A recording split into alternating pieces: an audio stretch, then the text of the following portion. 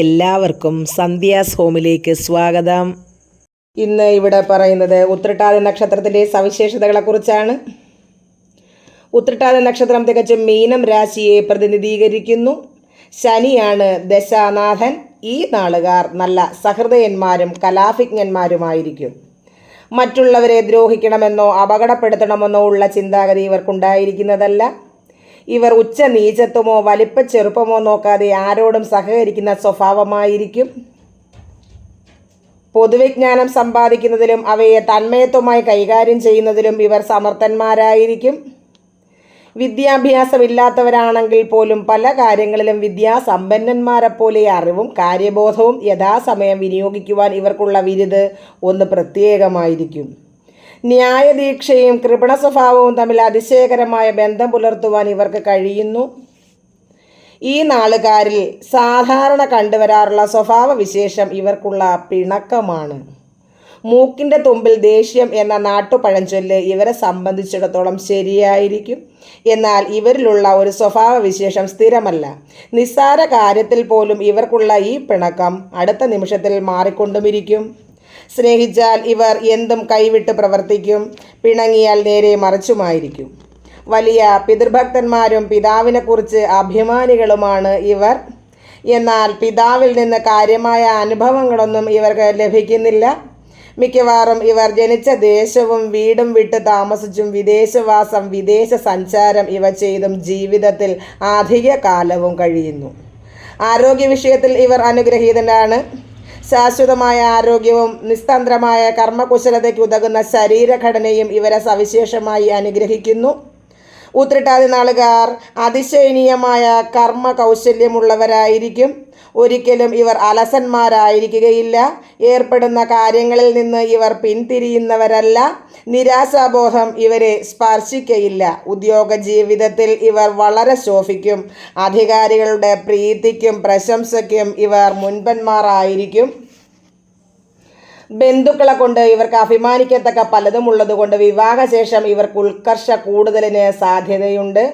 ഏതാണ്ട് 17 വയസ്സിന് ശേഷം ഇവർ സ്വതന്ത്രരും സ്വന്തം കാര്യം നോക്കുന്നവരുമായി കാണപ്പെടുന്നു. ഇവരുടെ ദാമ്പത്യ ജീവിതം തികച്ചും സൗഭാഗ്യ സമ്പൂർണമായിരിക്കും.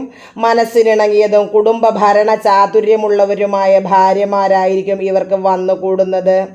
സന്താനങ്ങളെ കൊണ്ടുള്ള നന്മയും വേണ്ട വിധത്തിൽ ഇവർക്ക് പ്രതീക്ഷിക്കാനുണ്ടാകും. ആരോഗ്യത്തെക്കുറിച്ച് ഇവർ തീരെ ശ്രദ്ധയുള്ളവരായിരിക്കയില്ല. അതുകൊണ്ട് സാരമായ ഏതെങ്കിലും രോഗം പിടിപെട്ടതിന് ശേഷമേ ഇവർ അതിനെക്കുറിച്ച് പരിഗണിക്കുകയുള്ളൂ. ഉദരരോഗം, അർശസ്, വാത, വായുക്ഷോഭാദികൾ ഇവയേതെങ്കിലും ഇവരിൽ പിടിപെടുന്നു. ഈ നക്ഷത്രത്തിൽ ജനിച്ച സ്ത്രീകൾക്ക് ഇവയ്ക്ക് പുറമെ വിശേഷ വിധിയായി ചില ഫലങ്ങൾ കൂടിയുണ്ട്. ഇവർ കുലത്തിന് ഭൂഷണമായിരിക്കും. ഏറ്റവും മാന്യമായ വിധത്തിൽ ആരോടും പെരുമാറാനുള്ള ചാതുര്യം ഇവരിൽ കാണാം.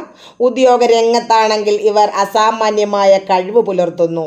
സന്താന സൗഭാഗ്യത്തിൽ ഇവർ അനുഗ്രഹീതകളായിരിക്കും. വിവാഹത്തിനും അന്നപ്രാശനത്തിനും ഗൃഹനിർമ്മാണം, യാത്ര, നാൽക്കാലികളെ വാങ്ങുക മുതലായവയ്ക്കും ഈ നക്ഷത്രം സ്വീകാര്യമാകുന്നു. ഈ നക്ഷത്രത്തിൻ്റെ ദശാനാഥൻ ശനിയാണ്. സാമാന്യേന 10 വയസ്സുവരെ ഇവർക്ക് ശനിദശയായിരിക്കുമെന്ന് കണക്കാക്കാം. തുടർന്ന് ബുധദശ 17 വർഷം, അതിനെ തുടർന്ന് കേതുവിന് 7, ശുക്രന് 20, സൂര്യന് 6, ചന്ദ്രന് 10, കുജന് 7, രാഹുവിന് 18. ഈ ക്രമത്തിൽ 95 വയസ്സുകൊണ്ട് രാഹുർ ദശ തീരുന്നു എന്ന് കണക്കാക്കാം. പ്രതികൂല നക്ഷത്രങ്ങൾ അശ്വതി, കാർത്തിക, മകയിരം, ചിത്തിര അവസാന പകുതി, ചോതി, വിശാഖം ആദ്യ 3 പാദങ്ങൾ. അനുഷ്ഠിക്കേണ്ട കാര്യങ്ങൾ: കേതു, സൂര്യൻ, ചൊവ്വ എന്നീ ദശകളിൽ ഇവർ ഗ്രഹദോഷ പരിഹാരങ്ങൾ അനുഷ്ഠിക്കേണ്ടതാണ്. ഉത്രട്ടാതി, പൂയം, അനിഴം നക്ഷത്രങ്ങളിൽ ക്ഷേത്രദർശനവും മറ്റു പൂജാതി കർമ്മങ്ങളും ചെയ്യുക. നക്ഷത്രനാഥനായ ശനിയെ പ്രീതിപ്പെടുത്തുന്ന കർമ്മങ്ങൾ ഇവർ പതിവായി അനുഷ്ഠിക്കുന്നത് നന്നായിരിക്കും. ശനിയാഴ്ച വ്രതം, ജന്മനക്ഷത്രം തോറും ശനീശ്വര പൂജ, അന്നദാനം തുടങ്ങിയവ നടത്തുക. ശനിയും ഉത്രട്ടാതിയും ചേർന്ന് വരുന്ന ദിവസം സവിശേഷ പ്രാധാന്യത്തോടെ കർമ്മങ്ങൾ അനുഷ്ഠിക്കുക. രാശിനാഥനായ വ്യാഴത്തെ പ്രീതിപ്പെടുത്തുന്ന കർമ്മങ്ങളും ഇവർ അനുഷ്ഠിക്കേണ്ടതാണ്. വിഷ്ണു സഹസ്രനാമ ജപം, വിഷ്ണു ക്ഷേത്ര ദർശനം, വിഷ്ണു പൂജ തുടങ്ങിയവ നടത്താവുന്നതാണ്. മഞ്ഞ, കറുപ്പ് എന്നിവ അനുകൂല നിറങ്ങൾ. മന്ത്രങ്ങൾ. അഹിർബുദ്നിയാണ് നക്ഷത്ര ദേവത. താഴെ പറയുന്ന മന്ത്രങ്ങൾ പതിവായി ജപിക്കാം. ഒന്നാമത്തെ മന്ത്രം: ഓം ഉദനോളാഹിർബുദ്ന്യ ശൃണോത്വജ ഏകപാത് പൃഥ്വീ സമുദ്ര വിശ്വേ ദേവാർദാവധീനാഹുവാനഹാസ്തുത മന്ത്ര കപിശസ്ത്ര അവന്തു. രണ്ടാമത്തെ മന്ത്രം: ഓം അഹിർബുദ്ന്യായ നമഃ. നക്ഷത്രമൃഗം പശു, വൃക്ഷം കരിമ്പന, ഗണം മാനുഷം, യോനി സ്ത്രീ, പക്ഷി മയിൽ, ഭൂതം ആകാശം. എല്ലാവർക്കും ഈ വീഡിയോ ഇഷ്ടപ്പെട്ടെന്ന് ഞാൻ വിശ്വസിക്കുന്നു. എല്ലാവരും എന്നെ സബ്സ്ക്രൈബ് ചെയ്യുക, ലൈക്ക് ചെയ്യുക, ഷെയർ ചെയ്യുക, കമൻറ്റ് ചെയ്യുക. ബെല്ലൈക്കൺ ഓൾ അമർത്താൻ ആരും മറക്കരുതേ.